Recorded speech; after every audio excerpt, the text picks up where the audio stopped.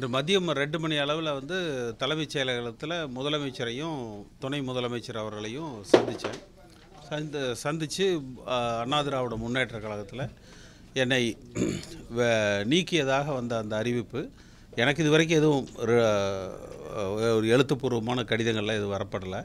ஊடகங்களில் வந்த செய்திகள் தான். இப்போ அதனால் அந்த கருத்து வேறுபாடுகளை களைந்து அந்த அண்ணா திராவிட முன்னேற்ற கழகத்தில் மீண்டும் இணைந்து பணியாற்றுகிற ஒரு நிகழ்ச்சி வந்து நடந்தது. பல்வேறு குற்றச்சாட்டுகளை வச்சீங்க, அதுவும் எடப்பாடி மீதும் வச்சீங்க, ஓபன்னீர்செல்வம் மீது வச்சீங்க, 2 பேர் இணைந்ததுக்கு அப்புறம் வச்சீங்க. இப்போ எதன் அடிப்படையில் நீங்கள் நினைச்சிட்டீங்க? இல்லை நான் வந்து எல்லா மீடியாக்கள்லையுமே நான் எல்லா நேரங்கள்லையும் சொல்லியிருக்கிறேன். நான் என்றைக்கு நான் வந்து அண்ணா திராவிட முன்னேற்ற கழகம் தான். நான் வந்து என்னை நீக்கின அன்றைக்கே கூட நான் சொன்னது வந்து நான் வந்து புரட்சித் தலைவரால் இந்த இயக்கத்துக்கு வந்து வந்தேன். அவரால் சட்டமன்ற உறுப்பினராக அடையாளம் காட்டப்பட்டேன். 72லேருந்து நான் வந்து இந்த இயக்கத்தில் இருக்கிறேன்.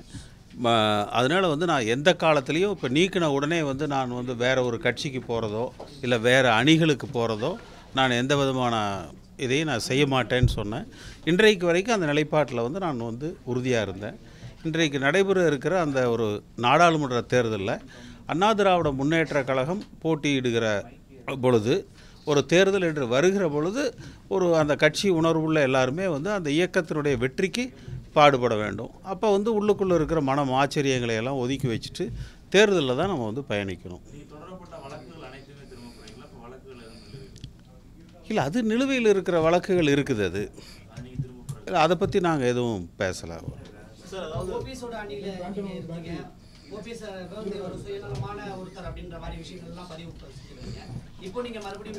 இல்லை அப்படி இல்லை, சொல்கிறேன்.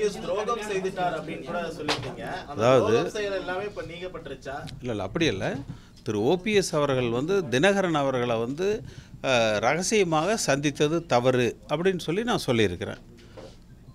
இதான் நான் சொன்னது. ஓபிஎஸ் அவர்கள் வந்து தினகரன் நான் வந்து ரகசியமாக சந்தித்தது வந்து தவறு அப்படி. எதில் இல்லை, அவர் அந்த மாதிரி தனியாக வந்து போய் வந்து சந்திச்சிருக்க கூட. இப்போ நான் வந்து இன்றைக்கி வந்து இணையிறேன் அப்படின்னா பகிரங்கமாக வந்து போகிறோம், பார்க்குறோம், எல்லாரையும் கூப்பிட்டு ஆமாம் பண்ணுறோம் அப்படின்னு சொல்கிறோம். அந்த மாதிரி அரசியலில் வந்து நான் என்றைக்குமே வந்து அந்த ரகசியங்களை வந்து விரும்பினது வந்து கிடையாது.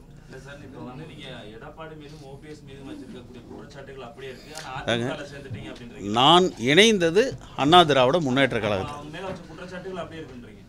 அது நீங்கள் தான் வந்து முடிவு பண்ண. அதாவது குற்றச்சாட்டுகள்னால் இப்போ மற்றவங்க மாதிரி இல்லை, அதாவது நான் அதெல்லாம் எதுவும் திரும்ப பெற மாட்டேன்.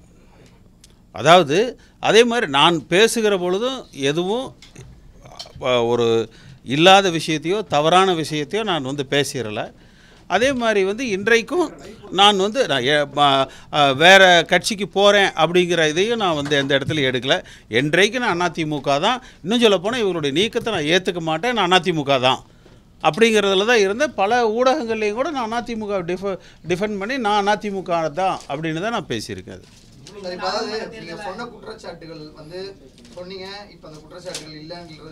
இல்லை நீங்கள் வந்து ஸ்பெசிஃபிக்காக சொல்லணும் சார், இந்த இடத்துல இந்த குற்றச்சாட்டு சொன்னீங்க, இது இருக்கா, அதான் சொல்கிறேன். ஓபிஎஸ் அவர்களை குற்றச்சாட்டுகள் வந்து அது வார்த்தைகள் மூலமாக இருக்கட்டும், ஊடகங்கள் மூலமாக இருந்தாலும் சரி. ஆனால் வழக்கு என்பது வந்து சட்ட ரீதியாக வந்து எதிர்கொள்ள வேண்டிய விஷயம். வார்த்தைகள் கூட நம்ம வந்து பேசி தீர்த்துக்க முடியும். பட் வழக்குகள் வந்து அந்த வழக்குகளுடைய நிலைமை என்ன, இப்போ என்னவாகும்? இல்லை, அந்த வழக்குகள் வந்து நிலுவையில் இருக்குது. டெல்லி உயர்நீதிமன்றம் வந்து உங்களுக்கு அந்த பொதுச் செயலர் தேர்தலுக்காக மே 13 வந்து ஹியரிங்க்கு கேட்டிருக்காங்க.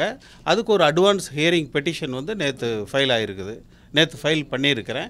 வர செவ்வாய்க்கிழமை அன்னைக்கு வந்து அந்த அட்வான்ஸ் ஹியரிங் பெட்டிஷன் வந்து ஹியரிங்க்கு வந்து வருது. இல்லை, அந்த மாதிரியெல்லாம் அவங்க வந்து எதுவும்,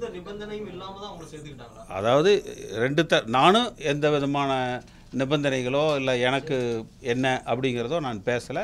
அவர்களும் இதெல்லாம் தான் நிபந்தனை அப்படிங்கிறதும் பேசலை.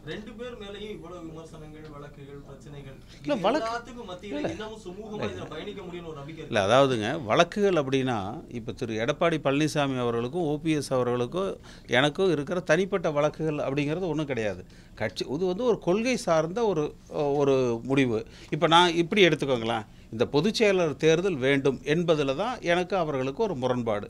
நான் இதுக்கு முன்னாடி அவர்களோடு இருந்த காலகட்டத்திலேயே செப்டம்பர் 12 அந்த பொதுக்குழு நடந்தது இல்லையா 2017, அதுலேயே நான் ரிட்டனில் எழுத்துப்பூர்வமாக என்னுடைய பதில் மனு தேர்தல் ஆணையத்திற்கு கொடுக்கிற பொழுதே இரட்டைலை சின்னத்தை திரு ஓபிஎஸ் இபிஎஸ் தலைமையிலான அணிக்கு வழங்க வேண்டும், ஆனால் அந்த பொதுச் செயலர் தேர்தலை நடத்துவதற்கு உத்தரவிடணும், பைலால அந்த திருத்தம் செய்த அந்த விதிகளை வந்து தேர்தல் ஆணையம் ஏற்கக்கூடாது அப்படின்னு தான் நான் போட்டிருந்தேன். என்னை நீக்கிறதுக்கு முன்னாடியே சொல்கிறேன்.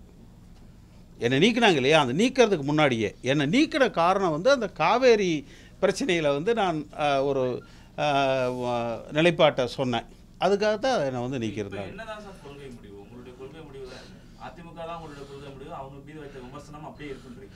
இல்லை, அந்த வழக்குகள் வந்து அது நிலுவையில் இருக்குது. அந்த மாதிரி எல்லாம் வந்து அவங்களும் எதுவும் வந்து அந்த வழக்குகளை குறித்து என்கிட்ட எதுவும் பேசலை.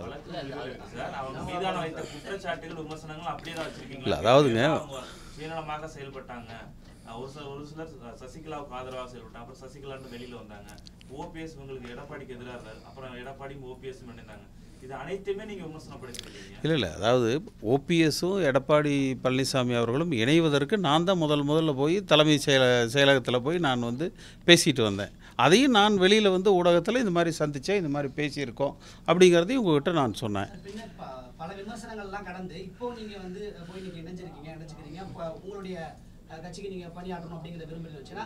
ஸோ இப்போ வந்து அவங்க எல்லாமே அதாவது கட்சி இல்லை, அப்படி இல்லை, கட்சியினுடைய தலைமை அப்படிங்கிறது வந்து காலங்கள் மாறுற பொழுது தலைமைகள் வந்து மாறிட்டு வந்து வரலாம். கட்சியில் வந்து தலைவர்கள் வந்து மாறிட்டே வந்து வரலாம். பட் நான் இருக்கிறது அண்ணா திராவிட முன்னேற்ற கழகத்தில். அந்த நிலைப்பாட்டில் 72லேருந்து இன்னைக்கு வரைக்கும் இருக்கிறேன். நான் நீக்கப்பட்டதாக அறிவித்த போதும் அதில் தான் வந்து இருக்கேன். சார், இப்போ கேட்குற கேள்வி எல்லாமே ஒண்ணுதான். நீங்க வச்ச குற்றச்சாட்டு இந்த கால இடைவெளியில கிட்டத்தட்ட மார்ச் 16-15 தேதியில உங்களுக்கு வந்து அந்த ஊடகங்கள் வழியா தெரிவிக்கிறாங்க. கிட்டத்தட்ட 1 இயர். அதாவது இந்த கால இடைவெளியில என்ன மாறிடுச்சுன்றதுக்காக இப்போ நம்ம மீண்டும் போய் நினைச்சிட்டோம். இல்லை ஒன்றும், அதாவது இப்போ இல்லை, இப்போ அதாவது பணிகள்லாம் சரியாயிடுச்சு அதனால நான் இணைஞ்சிட்டேன்னு சொல்ல வரீங்களா? அப்படி நான் சொல்லலை. இப்போ வந்து நாடாளுமன்ற தேர்தல் வந்து வருது. நாடாளுமன்ற தேர்தலில் வந்து இப்போ நான் போய் திமுக அணியை ஆதரித்து வேலை செய்ய முடியாது, பிரச்சாரம் பண்ண வந்து முடியாது. அதிமுகவை ஆதரித்து தான் நம்ம வந்து பண்ணணும். இப்போ அந்த அடிப்படையில் நான் இணைந்தது வந்து அண்ணா திராவிட முன்னேற்ற கழகத்தில். அது இன்றைக்கு தலைமை பொறுப்பில் இருக்கக்கூடிய அவர்கள் மேலே எனக்கு சில வருத்தங்கள் எனக்கு இருந்திருக்கலாம், அவர்களுக்கு என் மீது இருந்திருக்கலாம், எனக்கு அவர்கள் மீது இருந்திருக்கலாம். பட் தேர்தல் காலகட்டங்களில் வந்து அதை ஒதுக்கி வச்சுட்டு நாங்கள் வந்து ஒன்றாக பணியாற்றணும். கொள்கை அப்படிங்கிறது வந்து என்னுடையது வந்து அந்த பொதுச் செயலருக்கு தேர்தல் நடத்தணும் அப்படிங்கிறது அந்த வழக்குகள் வந்து நிலுவையில் தான் இருக்குது. பாஜகவும் வந்து அதிமுக கூட்டணியில இடம்பெற்றிருக்கு நாடாளுமன்ற தேர்தலில். உங்களுக்கு நீக்கினதுக்கான அடிப்படை காரணமே இதுதாக தான் இருந்தது. தற்பொழுது இருக்கக்கூடிய சூழ்நிலை அடிப்படை காரணம் வந்து அந்த காவேரி பிரச்சனையில் வந்து நான் அந்த கருத்து சொன்னதுங்கிறதுக்காக தான் நீக்கமாக அப்படிங்கிற ஒரு சூழ்நிலையில தற்பொழுது இருக்கக்கூடிய சூழ்நிலை அதிமுகவும் பாரதிய ஜனதா கட்சியும் இணைந்திருக்கிறது.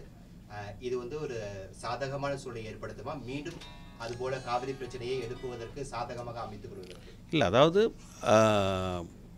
ஒரு முடிவுக்கு வந்து 2-3 காரணங்கள்னு எடுத்தீங்கன்னா, முதல் காரணம் வந்து இப்போ நாங்கள் போய் திமுக அணியை வந்து ஆதரித்து வேலை செய்ய முடியாது, பிரச்சாரம் பண்ண முடியாது.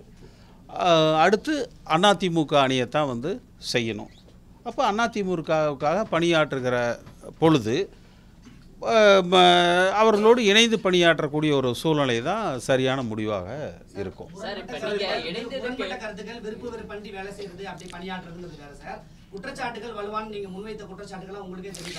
இல்லை, நான் இப்போ நீங்கள் இல்லை நான் இல்லை அப்படி இல்லை, நான் உங்ககிட்ட வந்து நான் வைத்த குற்றச்சாட்டுகளை எல்லாம் நான் திரும்ப பெற்றிருக்கிறேன். நான் உங்ககிட்ட சொல்லலை. இல்லை, நான் உங்ககிட்ட சொன்னேன்னா என்ன? இப்போ நீங்கள் எப்போ அந்த கேள்வியை கேட்கலான்னா, நான் உங்ககிட்ட அதை சொன்னேன்னா சார் என்ன சார் அன்னைக்கு பேசிட்டு திமுகவுக்கு நான் போய் பணி செய்ய முடியாது, என்னுடைய கட்சிக்கு நான் எம்ஜிஆர் காலத்துல இருந்து வந்திருக்கேன், என்னுடைய கட்சிக்கு என்னுடைய பணிகளை நான் தேர்தல் நேரத்தில் ஒன்றிணைந்து வேலை பார்க்க விரும்புறேன்ற விஷயத்தை பதிவு பண்றீங்க. அப்படி இருக்கும் பட்சத்தில் அவங்க மீது வைக்கப்பட்ட குற்றச்சாட்டுகள் அப்படியே இருக்குங்கிறதையும் சொல்றீங்க. ஸோ அப்படி எடுத்துக்கலாமான்னு கேட்க வரேன். முரணா இருக்குன்னு சொல்லுவாங்க. இல்லை, நான் அதை வாபஸ் வாங்கிக்கிறேன்னு நான் உங்ககிட்ட சொல்லவே இல்லையே.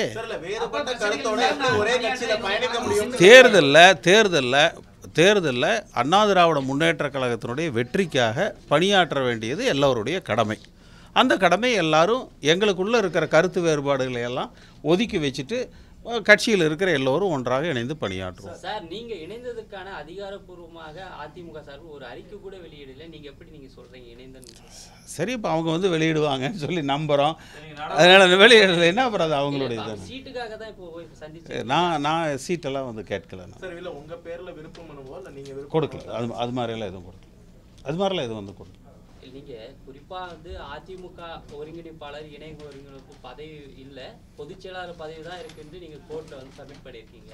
ஸோ இந்த விஷயம் நீங்க வாபஸ் பெற மாதிரி ஐடியா இல்லையா? இல்லை, அது அந்த வழக்குகள் வர்ற பொழுது அதற்குரிய முடிவுகளை வந்து நீங்களே தெரிஞ்சுப்பீங்கல்ல. அந்த வழக்குகள் வந்து வருகிற பொழுது அதற்குரிய முடிவுகள் வந்து நீங்களே தெரிஞ்சுப்பீங்கல்ல. அதிமுகவை பொறுத்த வரைக்கும் அந்த தலைமை அப்படிங்கிறது ஒரு சரியான தகுதியான நபராக இருக்காங்களா? இல்லை, இன்றைய தலைமை மாறலாம். இல்லை, அது கரெக்ட். அதாவது தலைமைகள் வந்து மாறிட்டு தானே போயிட்டுருக்கு. இருக்கக்கூடிய தலைமை இல்லை, அது வந்து இப்போ இது என்னென்னா தேர்தல் நேரம்.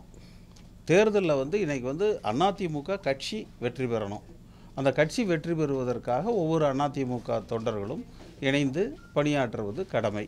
அதை மட்டும்தான் வந்து அது அவர்கள் விருப்பப்பட்டால் செய்கிறோம். தனிப்பட்டவங்களுக்கு கட்சிக்கு தனிப்பட்டவங்களா சார்? நீங்க யாரு? சொல்லும்போது இப்ப அதிமுக கட்சி தான் சார். ஓ பன்னீர்செல்வமா இல்ல அவங்க இருவருக்காக தான் கட்சி? நீங்க சொல்லும்போது அப்படி அதிமுக தான் பெருசு எல்லாரை விட.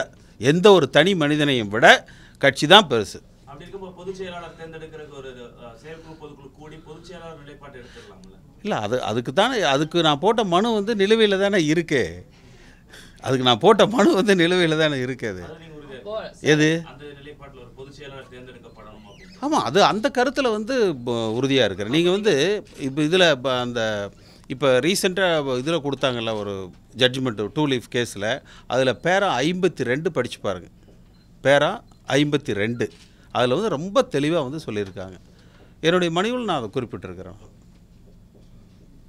ஆனால் அது வந்து என்னுடைய கருத்து மட்டுமல்ல, ஒவ்வொரு அதிமுக தொண்டர்களுமே ஒரு பொதுச் செயலாளர் என்பவர் இருந்தால் நல்லாயிருக்கும் அப்படிங்கிற அந்த கருத்து இருக்குது. அந்த கருத்தை நான் முதல்ல இருந்து சொல்லிக்கிட்டே இருக்கிறேன். நான் இன்றைக்கும் என்னுடைய இது அந்த கருத்து தான். இந்த கூட்டணியில் வேற ஏதாவது கட்சிகள் வரணும்னு விரும்புறீங்களா? சரி, எனக்கு அது பற்றி தெரியலைங்க. Okay sir. ரைட். இதை தொடர்பு